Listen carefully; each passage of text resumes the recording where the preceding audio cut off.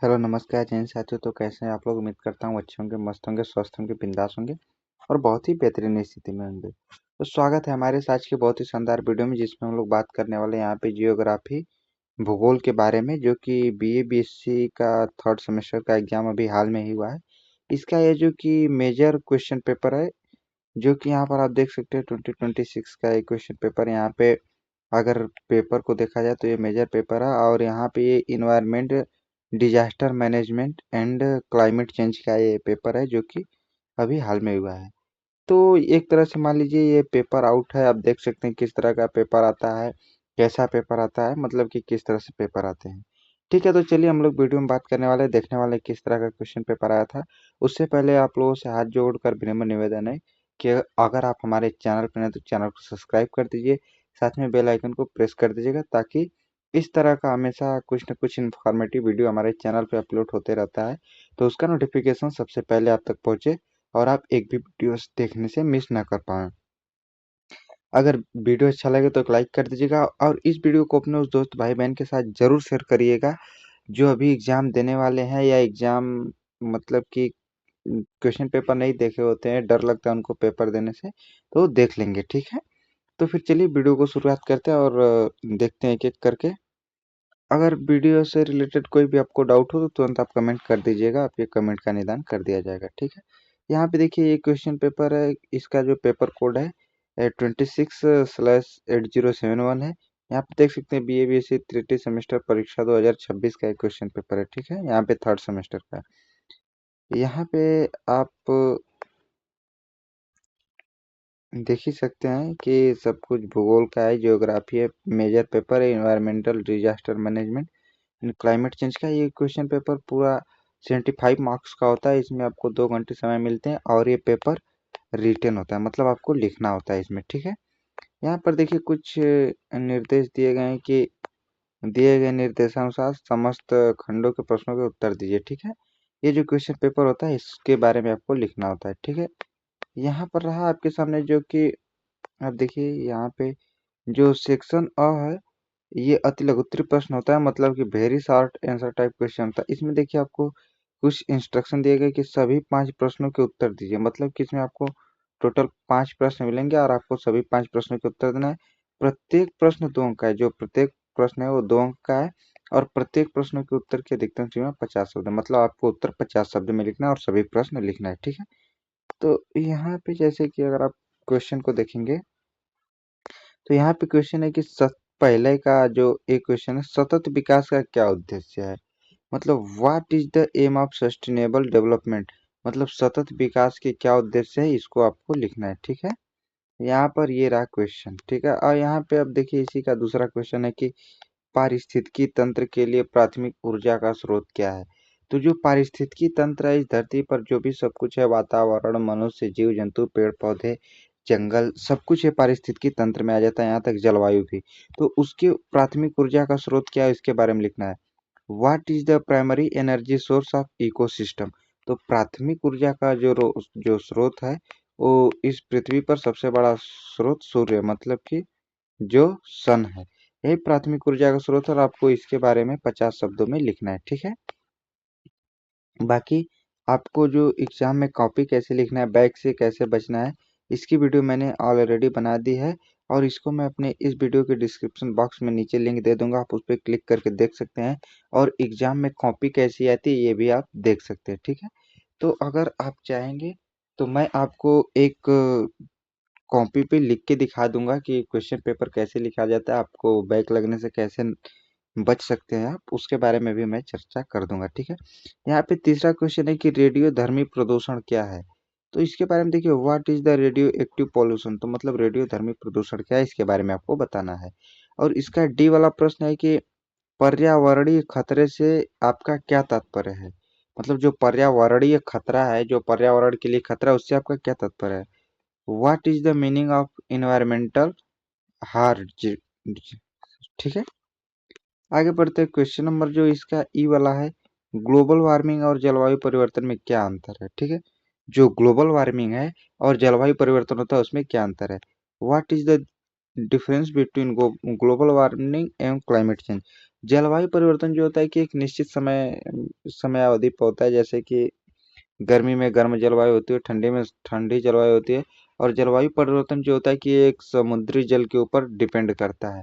और global warming जो होता है अचानक से किसी भी समय हो सकता है। ठीक है, आप इसके लिए मेजर डिफरेंस को देख लेंगे एक बार। ठीक है, यहाँ पे अब आता है क्वेश्चन जो कि सेक्शन बी आता है, मतलब खंड ब आता है।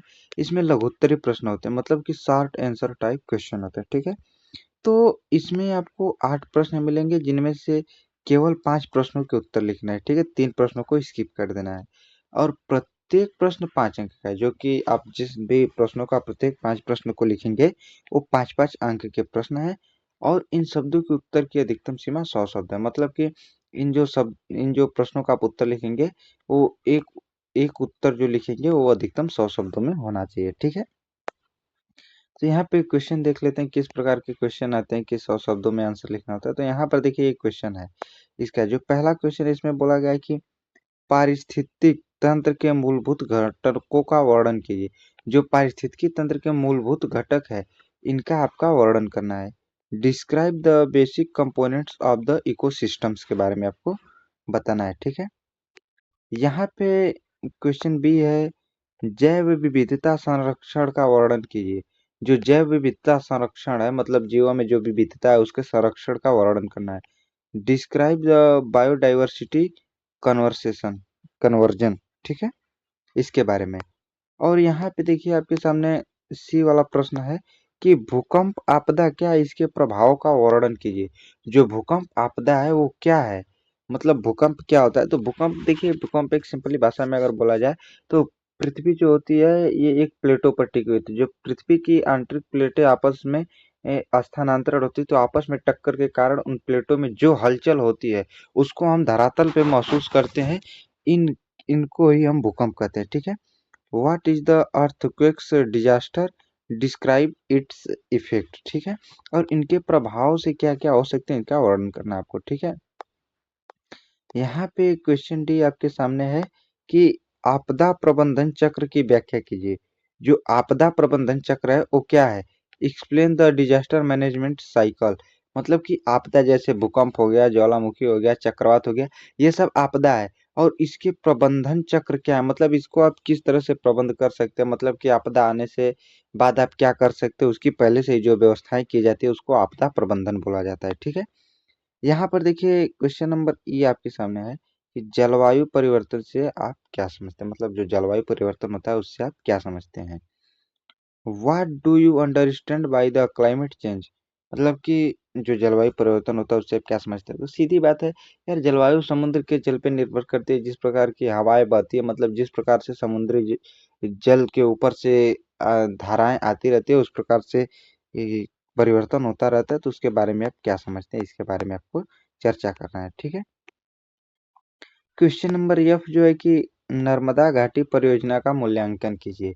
जो नर्मदा घाटी परियोजना है उसका आपको मूल्यांकन करना है, मतलब कि नर्मदा घाटी पर क्या क्या परियोजना है उसके बारे में आपको बताना है। Evaluate the Narmada valley project. ठीक है, यहाँ पे क्वेश्चन नंबर जी है आपके सामने कि मृदा अपरदन से उत्पन्न समस्याओं का वर्णन कीजिए। जो मृदा अपरदन है, मतलब कि मिट्टी का कटाव जो है या मिट्टी का संक्षारण है, उससे क्या क्या समस्या उत्पन्न होती हैं आपको वर्णन करना है। Describe the problems caused by soil erosion. देखिए, मृदा अपरदन से जो सबसे बड़ी समस्या है कि भूमि कृषि योग्य नहीं बनती, क्योंकि ऊपर की जो 4-6 इंच भूमि होती है वही कृषि योग्य भूमि होती है। और जब मृदा का कटाव होता है, मृदा अपरदित होती है, तो वो जो मिट्टी होती है वो एक स्थान से बकर दूसरे स्थान तक चली जाती है, जिससे कि कृषि योग्य उपजाऊ भूमि नहीं बचती है। ठीक है, और दूसरी बात कि मृदा अपरदित जब होती है तो उसमें अनियंत्रित प्रकार के गड्ढे हो जाते हैं। जैसे कि अगर आप किसी ऊंचाई से जल गिरा तो वहाँ अनियंत्रित प्रकार के गड्ढे हो जाते हैं, जिससे कि कृषि करने में या वहाँ पर आवास करने में बहुत ही बड़ी समस्याएं आती रहती है। ठीक है, और यहाँ पे क्वेश्चन नंबर एच है आपके सामने कि मरुस्थलीकरण से आप क्या समझते हैं। जो मरुस्थलीकरण है उससे आप क्या समझते हैं। What do you understand by desertification. अगर जो मरुस्थलीकरण की बात की जाए तो मान लीजिए जब मिट्टी है उसमें से जब जल सूखने लगता है और वहां पुनः जल न जाने की संभावनाएं हो तो उसे मरुस्थलीकरण कहते हैं। जैसे कि मरुस्थलीकरण में अगर आप देखिए, जैसे राजस्थान की भूमि है तो वहां से जो मिट्टी से जल सूख लिया गया है, अब वहां जल न जाने की संभावना है, इसलिए उसे मरुस्थलीकरण की श्रेणी में रखते हैं। ठीक है, अब आगे बढ़ेंगे। यहाँ पे जब आगे बढ़ते हैं तो यहाँ पर हमारे सामने आता है सेक्शन सी। सेक्शन सी में क्या बोला गया है, खंड स में बोला गया है, ये दीर्घोत्तरीय प्रश्न होता है, मतलब कि लॉन्ग आंसर टाइप क्वेश्चन होते हैं। इसमें देखिए बोला गया है कि निम्न 4 प्रश्नों में से किन्हीं 2 प्रश्नों के उत्तर देना, मतलब कि 4 प्रश्न में से 2 प्रश्न के उत्तर देना है, 2 प्रश्न को स्किप करना है। ठीक है, और प्रत्येक प्रश्न 20 अंक का है, मतलब कि आप जो 2 प्रश्न लिखेंगे ये टोटल 40 नंबर का होने वाला है, तथा प्रत्येक प्रश्न के उत्तर की अधिकतम सीमा 400 शब्दों में देनी है। आपको जो उत्तर लिखना है वो लगभग 400 शब्दों में आपको उत्तर देना है। तो इसमें हम लोग देखेंगे कि किस प्रकार से प्रश्न और किस प्रकार के प्रश्नों को 400 शब्दों में उत्तर लिखने की डिमांड किया जा रहा है। ठीक है, तो आइए प्रश्नों को देखते हैं और इस पर चर्चा करते हैं, विचार करते हैं किस तरह के प्रश्न है। ठीक है, यहाँ पर देखिए इसका पहला ही प्रश्न है कि गंगा कार्य योजना की विवेचना कीजिए। Discuss the Ganga action plan, मतलब कि गंगा कार्य योजना क्या क्या है, इस पर आपको जो कि विवेचना करना है। तो गंगा कार्य योजना के बारे में लिखकर आप सबसे पहले तो इसकी योजना है एक नमामि गंगे करके, जो नरेंद्र मोदी जी ने गंगा कार्य परियोजना के लिए लागू किया है। तो ये भी एक बहुत ही इम्पोर्टेंट रोल अदा करता है, इसके बारे में आप लिख सकते हैं। 2-3 टॉपिक बनाकर आप लिख सकते हैं, आराम से 400 शब्दों को लिखा जा सकता है। ठीक है, क्वेश्चन नंबर पे है कि पर्यावरण के घटकों का वर्णन कीजिए। जो पर्यावरण के घटक है, पर्यावरण में कौन कौन से घटक है, इसके लिए कौन कौन से घटक जिम्मेदार है, इसका आपको वर्णन करना है। Describe the components of the environments. ठीक है, अब आगे बढ़ते हैं यहाँ पे क्वेश्चन नंबर सी की तरफ। क्वेश्चन नंबर सी की तरफ जैसे हम बढ़ते हैं तो यहाँ पर देखिए क्वेश्चन नंबर सी में आता है कि सतत विकास पर्यावरण के साथ मैत्रीपूर्ण व्यवहार है, व्याख्या कीजिए। जो सतत विकास है उसका पर्यावरण के साथ मित्रतापूर्ण व्यवहार है, इसका आपको व्याख्या करना है। तो देखिए यहाँ पे लिखा गया sustainable development is friendly behaviour towards the environment, in explain करना है। जो सतत विकास होता है उसका पर्यावरण के साथ किस प्रकार का संबंध है, मतलब मित्रतापूर्ण संबंध क्यों है, इसकी व्याख्या करना। तो सबसे पहले सतत विकास में कोई भी विकास योजनाबद्ध होता है, इसमें किसी भी संसाधन का अनियंत्रित या अनिश्चित रूप से उपयोग नहीं किया जा सकता है, इसलिए ये पर्यावरण के साथ मैत्रीपूर्ण व्यवहार है। जैसे कि आप किसी भी चीज को बना रहे हैं जिसमें कि आप अंधाधुंध पेड़ों की कटाई कर रहे हैं, तो ये पर्यावरण के साथ एक दुर्भाग्यपूर्ण, मतलब कि एक मित्रता नहीं शत्रुतापूर्ण व्यवहार है।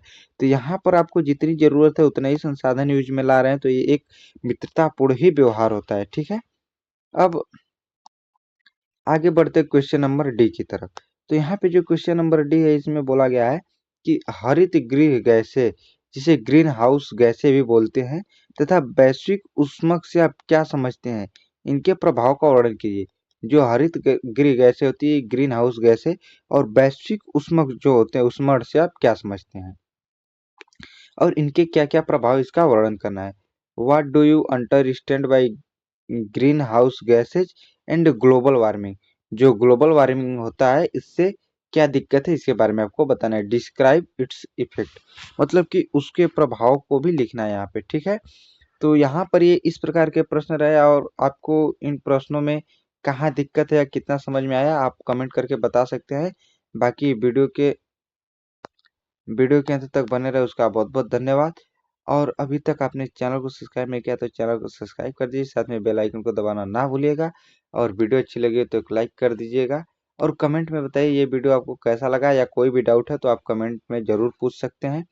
और वीडियो को उस अपने दोस्त भाई बहन के साथ और उनके ग्रुप में शेयर करने से ना भूलिएगा जो अभी एग्जाम देने वाले हैं। ठीक है, तो मिलते एक नई सुबह नई वीडियो के साथ, तब तक के लिए आप अपना ख्याल रखिए, मस्त रहिए, बिंदास रहिए। धन्यवाद।